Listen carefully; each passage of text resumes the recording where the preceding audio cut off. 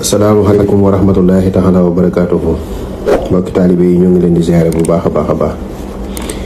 képp ko xamanteni ni am nga wayjur wu genn aduna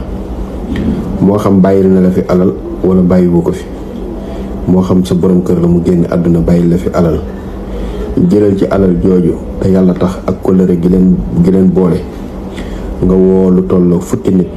wala ñaar fukki nit kenn ku ci nekk bu dee fukki nit kenn ku ci nekk da koy defal fukki junni suratul ikhlas bu ko defee lépp day nekk 100.000 suratul ikhlas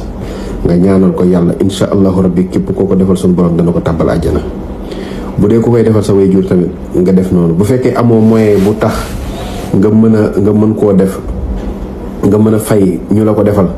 yow ci sa jëmm bopp del def bis bu jot nga def suratul ikhlas junni yoon ba mat téeméeri fan 100 jours nga def ko addiyee yonent bi sallallahu alayhi wasallam ñaan yàlla jote la yool bi ci sa wayjur